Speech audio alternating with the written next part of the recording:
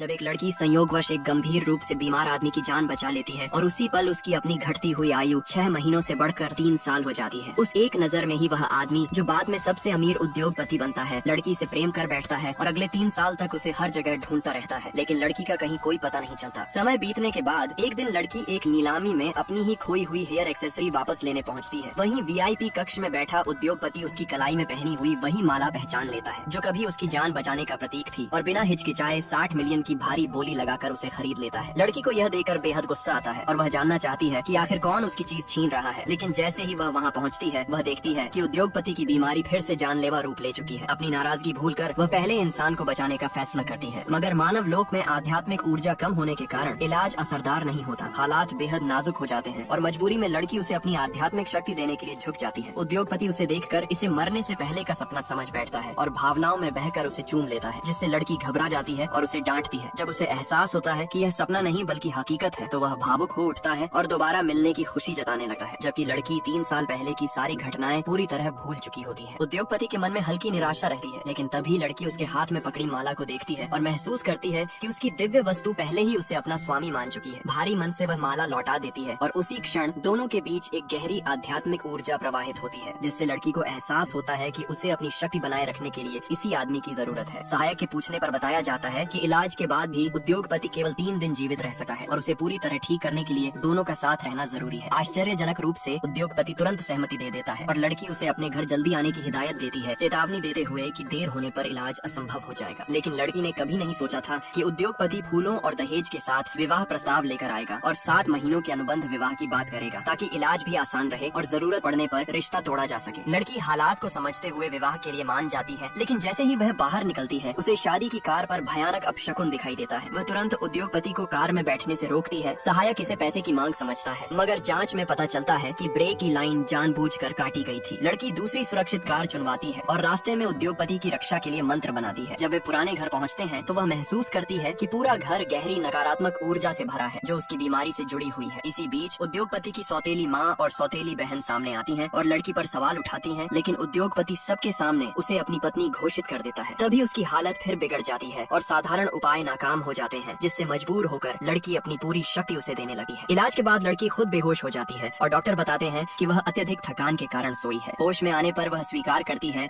कि उसने अपना हृदय रक्त इस्तेमाल किया है और अब उसके पास सिर्फ 72 घंटे बचे हैं। अंत में वह यह भी समझ लेती है कि इस परिवार में इस्तेमाल किया गया असली घातक साधन कोई साधारण चीज नहीं बल्कि आत्मा को चूसने वाला जादुई औजार है, और कहानी यहीं से एक बड़े रहस्य और टकराव की ओर बढ़ने लगी है।